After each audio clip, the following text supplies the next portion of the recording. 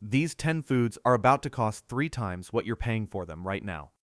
And the reason I know that is because the man who reads the pricing data, the supply chain emails, and the corporate inventory directives for one of the largest Walmart stores in this region pulled me aside last Tuesday and told me directly. I almost didn't share this. Not because it isn't important. Because I wasn't sure you'd believe me. A Walmart store manager, let's call him Robert, quietly walks you to the back of the store and tells you 10 grocery items are about to see prices your family has never paid before. I know exactly how that sounds. It sounds like something you scroll past in 2 seconds. But here's the thing about Robert's track record. 8 months ago, he told me certain canned goods were getting more expensive before year's end. No announcement, no headline. I bought extra that week. 3 months later, the prices moved exactly the way he said.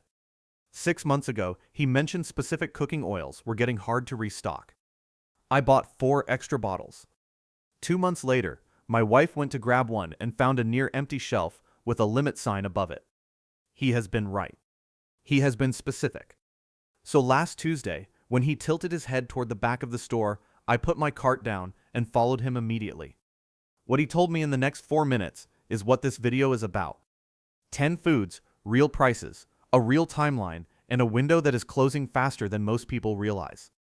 Before we go further, if this is your first time here, this channel exists to tell you what's happening in the supply chain before it shows up on the shelf tag. Subscribe now because the full storage and rotation system video is dropping next week, and you will want that one. And I'll tell you this up front, number 4 on this list is the one that surprised even Robert, a man who has been reading corporate pricing data for 6 years. Stay with me through the whole list. Let's go. Item 1. Coffee. The tag hasn't caught up yet. When Robert started with coffee, I nodded. I'd already been feeling it at the shelf. But then he said something that stopped me completely. He said what you're paying right now is still the old price working its way out of the system. The new cost basis has already been agreed upon on the back end. The shelf tag just hasn't caught up yet.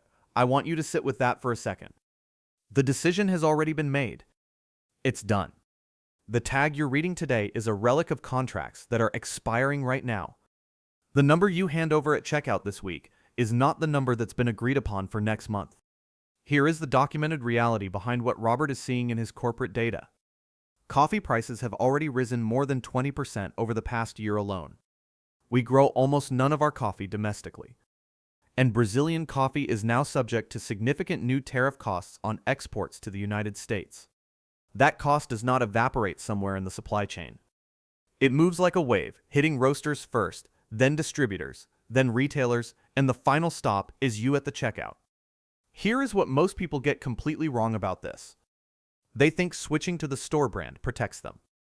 A neighbor of mine, Gloria, said exactly that when I told her what Robert said. She literally laughed. She said she just switched to the cheap brand. I said, Gloria, the cheap brand is going up too. They all source from the same affected regions.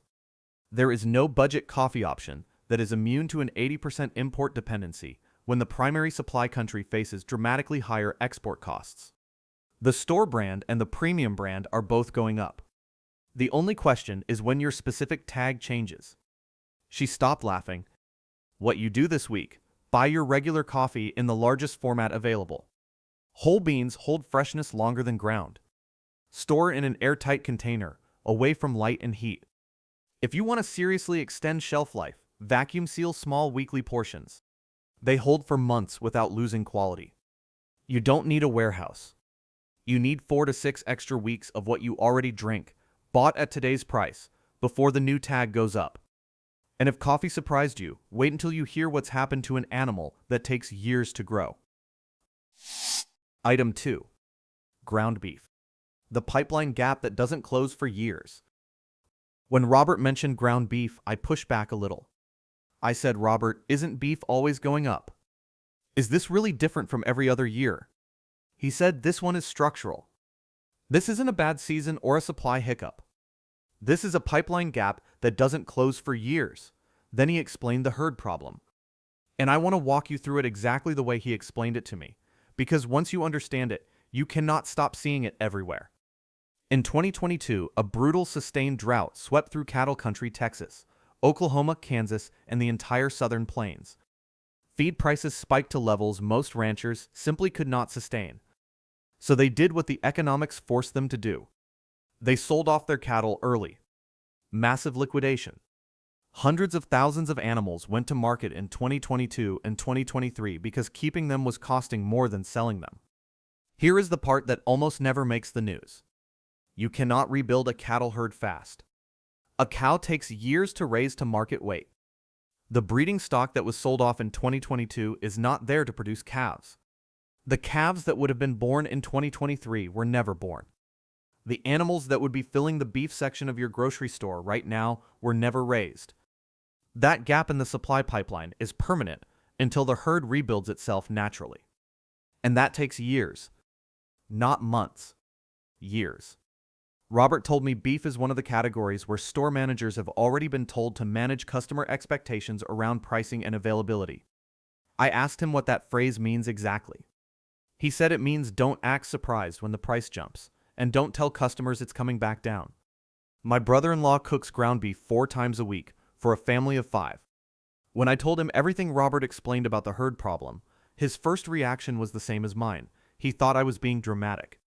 I walked him through the timeline. He bought 25 pounds the next morning across 2 stores. Ground beef freezes almost perfectly. Buy family-size packs. Portion it yourself before freezing. Press it flat in freezer bags. It stacks efficiently, thaws faster than a thick block, and what you freeze today at today's price stays at today's price when the shelf tag is 40% higher in June. This is the most direct hedge on this entire list. But number 3 is the one that changed how I answered a question I thought I already knew the answer to. Item 3. Eggs. Coming back down to what, exactly? When Robert put eggs on the list, I said out loud, "Really?" I thought eggs were coming back down. He looked at me and said, "Coming back down to what exactly?" And I did not have an answer. Because here is the number that everyone should hear every single week, but almost nobody repeats anymore. In March of 2020, a carton of eggs cost 1. Today, after the so-called correction, after the prices came down, you are paying 3 to 4 times that 2020 price. 3 to 4 times. What people are calling a recovery is still 3 to 4 times the baseline. That is not a recovery. That is a new permanently higher floor that everyone quietly accepted as normal. And the disease that created the original spike, avian influenza, is not gone. It came in 2 waves. Wave 1 hit in 2022. Wave 2 came in 2024. Each time the pattern was identical. A quiet period, then an outbreak, then entire flocks destroyed, then empty shelves, then purchase limits of 1 or 2 cartons per customer, then prices that genuinely shocked people standing in the aisle. Experts are not debating whether a 3rd wave hits. They are debating timing and scale. Robert told me eggs are the single item corporate monitors more closely than anything else on the floor right now. He called it the most politically sensitive grocery item in America. Every family buys eggs. Every family notices the price immediately, which means when the next spike comes, the shelves go bare faster than last time, because people will panic buy immediately based on memory. Here is something most people do not know. You can freeze eggs, not in the shell. Crack them, beat lightly, pour into an ice cube tray, freeze solid, then transfer to a sealed freezer bag. Each cube equals roughly 1 egg. They hold for up to a year and work perfectly for scrambled eggs, omelets, and baking. It sounds strange right now. It will not sound strange when you're standing in front of a shelf with a 2-carton limit and an $8 price tag. Now, before I go to item 4, I want to show you a piece of math that most people never do, because it changes how you think about every single item on this list. Here's what shrinkflation actually costs you in math. Your cereal box went from 18 ounces to 14 ounces. The price stayed the same or went up slightly. On the shelf, nothing triggered your attention.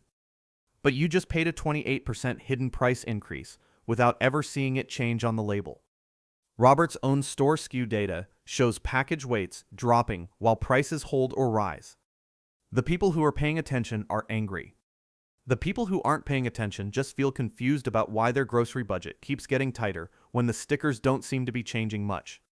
Robert said that confusion is not an accident, and it is accelerating right now. Keep that math in your head as we go through the rest of this list. Now here is the item that surprised even Robert internally.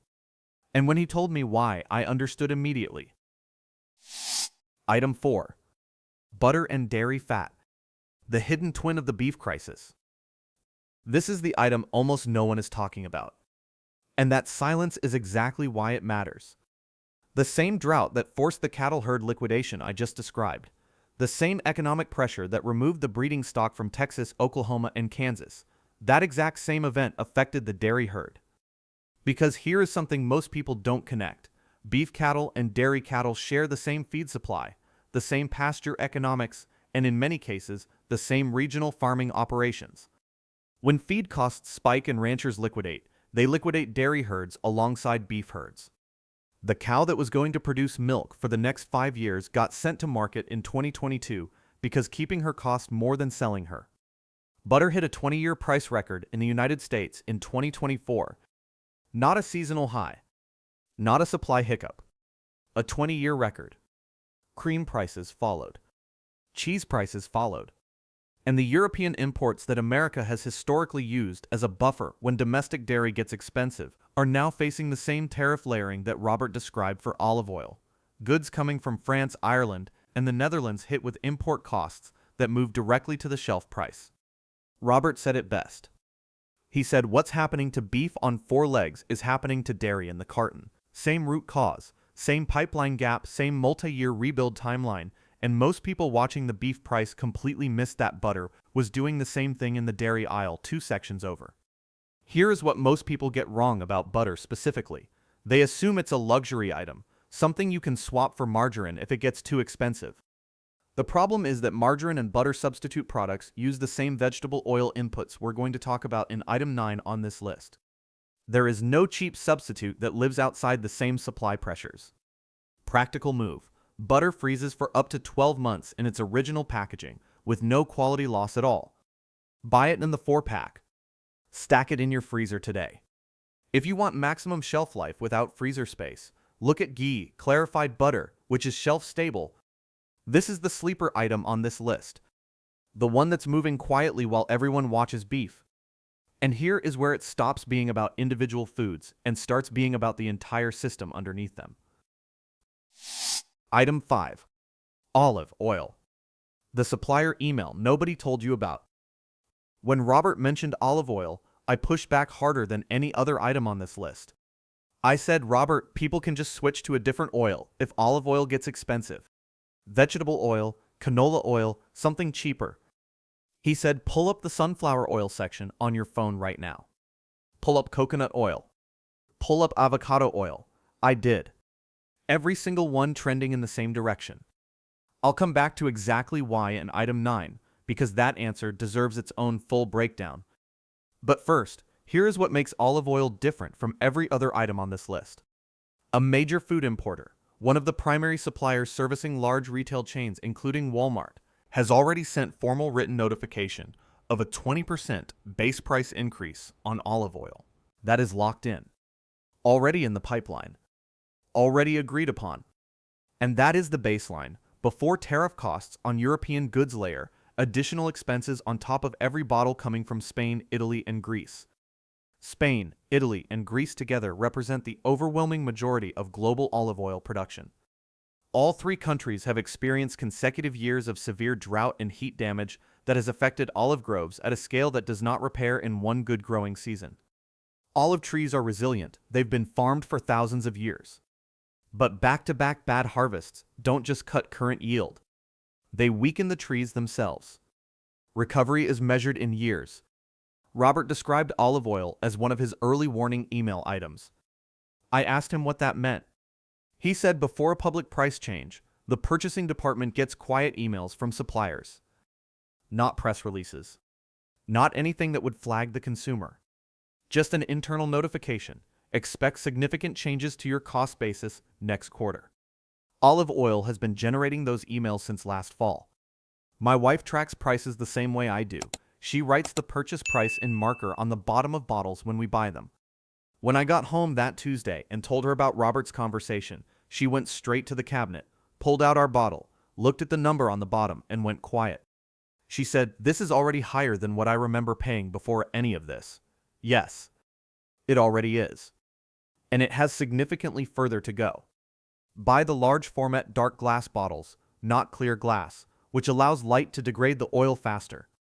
Store in a cool dark cabinet. An unopened bottle stored properly holds quality for 18 to 24 months. 2 or 3 extra bottles bought today is not stockpiling for a crisis. It is buying ahead of a supplier-confirmed corporate acknowledged price increase that is already locked in on the back end. But olive oil at least has a long shelf life that gives you options. What comes next is the item where the supply math has no domestic fix at all, and Robert's tone shifted in a way I noticed. Item 6. Orange juice and fresh fruit. Florida is gone, and it's not coming back. Robert said this one hits families with kids the hardest. And when he told me the numbers, I thought immediately about my own daughter. She's 7. She has a glass of orange juice every single morning. She doesn't know what a tariff is or what citrus greening disease is. She just knows she likes orange juice. And I know that the price I'm paying for that orange juice right now is a price that will not exist by June. Here's the structural reality behind what Robert is seeing in the data. Orange juice prices are already up more than 20% from January of this year. But that number alone doesn't capture the depth of what's actually happening to the industry underneath it. This is not a supply hiccup.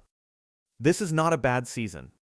This is the end result of a decade of compounding disasters that have effectively collapsed America's domestic citrus industry. Florida, once the heartland of American citrus, the domestic buffer that kept prices from swinging wildly with import costs, is effectively gone as a meaningful supply source. Citrus greening disease. Hurricane after hurricane. Soil damage. Flooding. Florida orange juice production is now at its lowest point in over 50 years. That is not a temporary dip. That is a collapsed industry that is not coming back on any timeline that helps you in June 2025.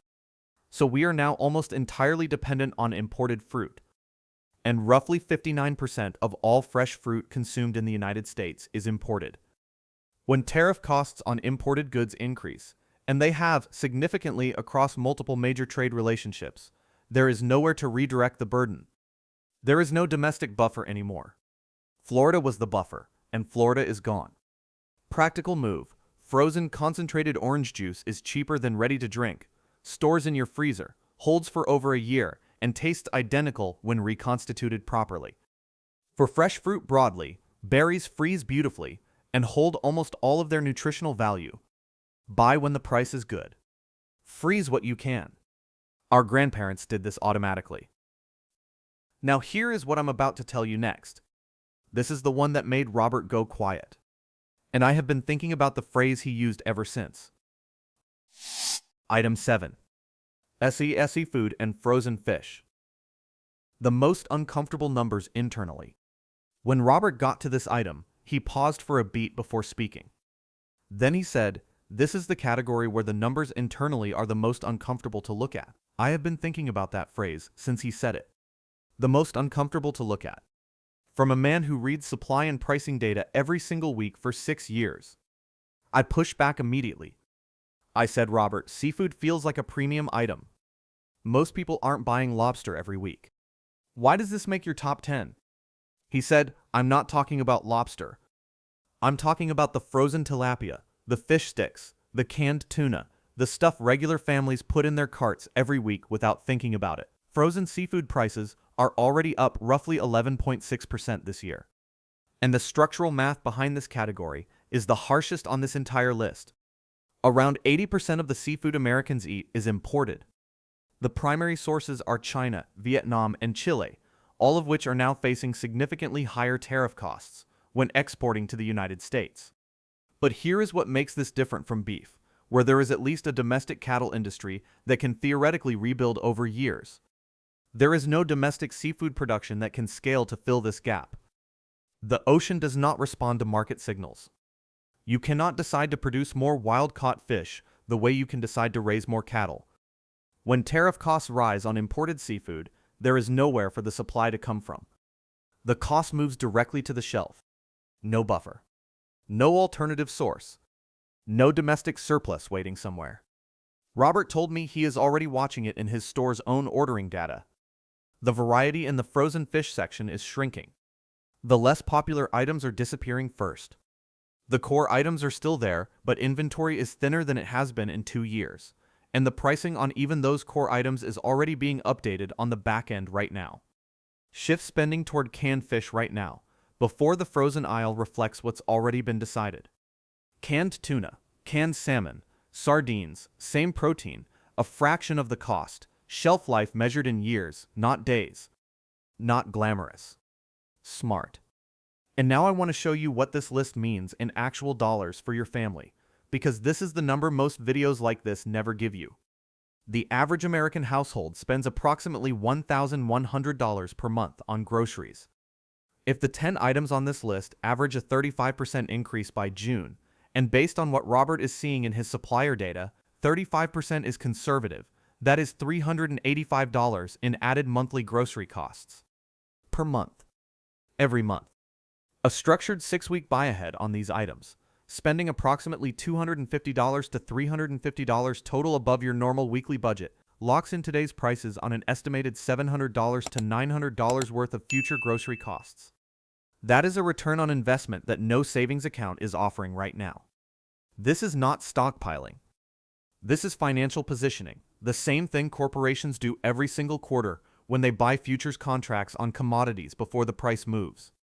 The difference is, you have a window right now this week to do what they do.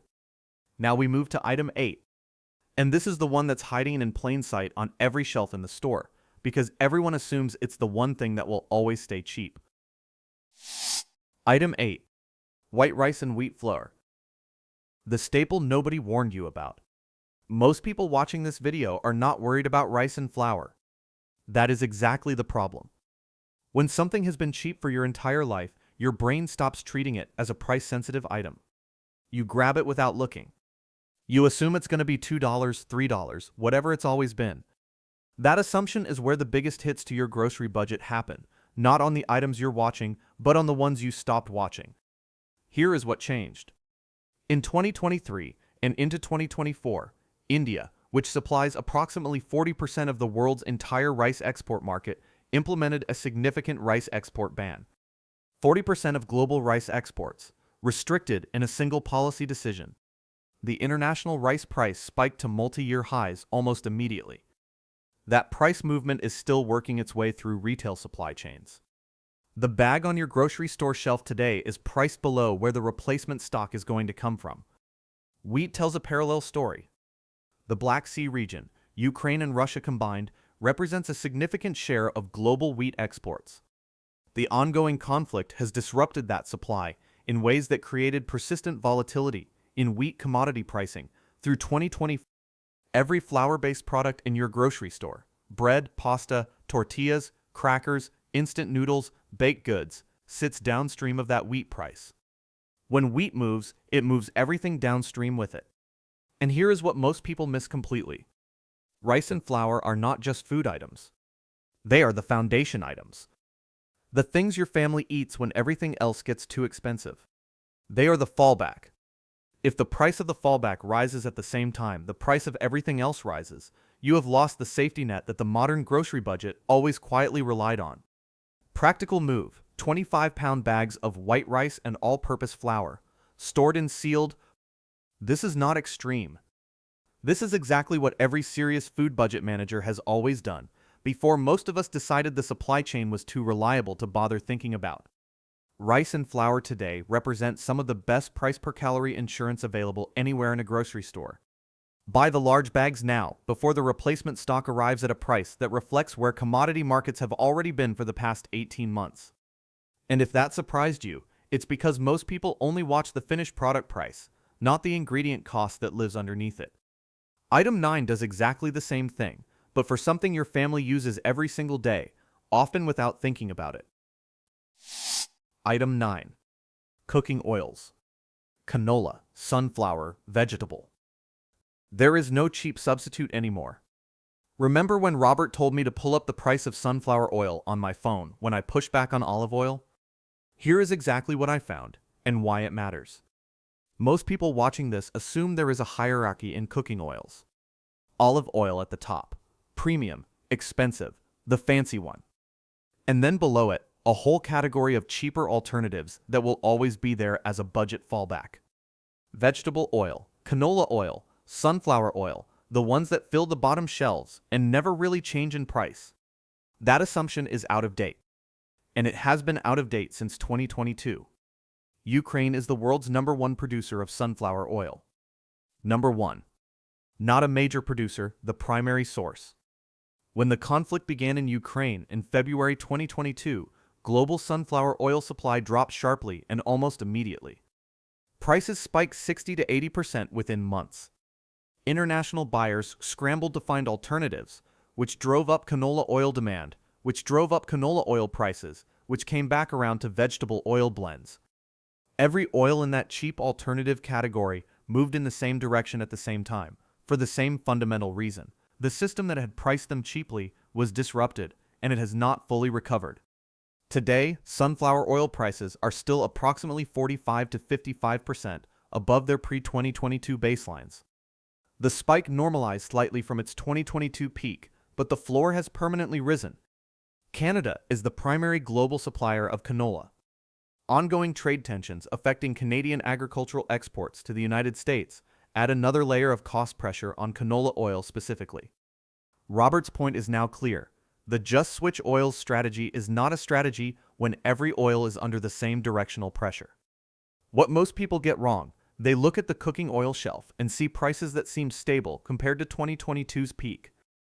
They think the problem resolved itself. The problem did not resolve itself. The floor simply moved up, everyone adjusted to it, and now the next round of cost increases is layering on top of a base that is already significantly higher than it was. Practical move: vegetable oil stores for 1 to 2 years unopened. Canola the same. Buy 3 to 4 extra bottles of your regular brand now, before the next round of increases hits the shelf. And now step back with me for one moment, because I want to show you something before we get to item 10. These are not 10 separate problems. They are one system breaking down in 10 different places at the same time. Tariffs raising import costs across coffee, seafood, olive oil, cooking oils, fruit, and dairy. Domestic production gaps in beef, eggs, and citrus that were years in the making and will be years in the recovering. Structural commodity disruptions in grain markets. All of it converging on the same shelf, the same cart, the same receipt, right now in this window, before the price tags catch up to the decisions that were already made. Robert didn't give me a list of 10 individual worries. He gave me a window to see one problem through 10 different lenses. And the last item on this list is the lens that covers all of them at once. Item 10. Packaged and processed foods. The Walmart CEO already said it out loud. As we were wrapping up near the back of the store, I thought the conversation was over. Then Robert said, "There's one more thing. And this one matters more than the others, because it's not one item. It's everything in a box, a bag, a can, or a wrapper. It's the cereal your kids eat, the crackers on your counter, the pasta sauce you use twice a week, the soup in your cabinet." I want to read you something real. Not a rumor. Not a prepper forum post. An actual public statement from Walmart's own CEO. Doug McMillon, the man who runs the largest retailer in the United States, speaking at a Morgan Stanley investor conference in front of the people who own the company, said directly that processed the course of the coming year. That is not a commentator. That is not a fear-based YouTube channel. That is the CEO of Walmart telling investors, and by extension, telling every single one of us. And food prices are already up more than 30% since the pandemic began. So what he is saying is, the new floor is 30% above the old floor, and from that new floor, prices are still climbing. Robert explained how the compound effect works in ways most shoppers never fully see. Everyone focuses on the food ingredient inside the package. But that is one input among many. You have the aluminum for the can, the cardboard for the box, the plastic for the wrapper, the ink on the label, the fuel in the truck that delivered it, the wages of the worker who unloaded it. Every single one of those inputs is trending in the same direction right now. And every single one eventually lands on the consumer. And then there's shrinkflation running silently on top of all of it, the same math we walked through at item 3. The package gets smaller. The price holds or increases slightly. On the shelf, nothing triggers your attention. In your kitchen, the cereal box runs out twice as fast. The bag of chips is gone before the game ends. The can of soup barely covers one bowl instead of almost two. Robert said the people who are paying attention are angry. The people who are not paying attention just feel confused about why their budget keeps getting tighter even when the sticker prices don't seem to be changing dramatically. That confusion, he told me, is not accidental, and it is accelerating. The move here is the most straightforward one on this entire list. Look at what your family genuinely cycles through every single week, not what you feel like you should have, not exotic or aspirational items, but the actual autopilot rotation. The specific cereal, the specific pasta sauce, the specific crackers, the specific soup. Buy 2 months worth of those exact items right now, at today's price. Not the brand new product you've been meaning to try. The thing you already buy without thinking. That is the item that is going up. Buy it now. Let me tell you how the conversation ended. We'd been standing near the back of the store for about 4 minutes. Robert kept glancing toward the floor. I could tell he was aware of how long he'd been away. And just as he started moving, I asked him the direct question. I said, "Robert, what would you actually do if you were standing in this store right now as a regular person? What would you do this week?" He stopped. He looked at me for a second. And he said, "We are not allowed to tell customers what's coming. That's not my call to make publicly. But if I were you, and I mean this, I would buy what my family uses every single week in the largest amount I could afford in store. Not next month. Not after you see the prices change. Now. Because once the new pricing is on the tag, the window is already closed." Then he walked back out onto the floor. I stood there for a moment next to my half-filled cart, eggs, some pasta, a jar of peanut butter. Normal Tuesday things. And then I turned that cart around and spent the next 40 minutes shopping completely differently than I had planned. That is what I want you to do. Here is the 6-week plan, structured and affordable, designed for a real family budget, not a prepper compound. This week, coffee and olive oil. Both have supplier-confirmed back-end price increases already locked in, and the longest stable shelf lives on this list. Largest format available for both. Weeks 2 and 3, ground beef and butter. Ground beef in family-size flat frozen packs. Butter in 4 packs, straight to the freezer. Weeks 3 and 4, eggs and packaged foods. Eggs, buy what you'll use, and start the ice cube tray method if you want extended supply. Packaged foods, your specific family rotation only. The actual cereal, the actual sauce, the actual crackers. Weeks 5 and 6, rice, flour, cooking oils, canned seafood, and frozen orange juice concentrate. These are your shelf-stable long-range anchors. 25-pound bags of rice and flour. 3 to 4 extra bottles of your regular cooking oil. A case of canned tuna and salmon. A few cans of frozen OJ. 6 weeks. Structured. Approximately $250 to $350 total above your normal budget, spread across that window. No emergency fund drained. No shelves cleared. No neighbors hurt by your choices. By the time June arrives, people across America are going to stand in checkout lines, staring at receipts that are 30, 40, maybe 50% higher than they remember. They are going to be angry. They are going to wonder how it happened so fast. But you will know something they don't. The decisions behind those prices were made months ago. The supplier emails went out. The pricing guidance came down from corporate. The store manager read the data and couldn't say anything publicly. But he told me. And I told you. And you acted. That is not fear. That is not hoarding. That is simply knowing what is coming before it gets here, and taking one calm, smart step ahead of it. We do not panic. We position.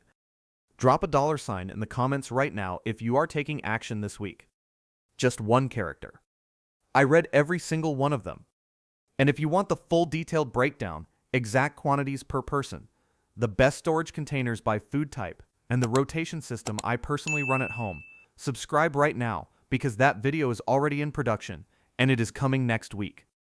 That is the one that takes everything we covered today and turns it into a complete operating system for your household. Share this with one person. Just one. A spouse, a parent, a sibling, a close friend, someone who should know before this shows up on the news. Stay smart. Stay ahead. I will see you in the next one.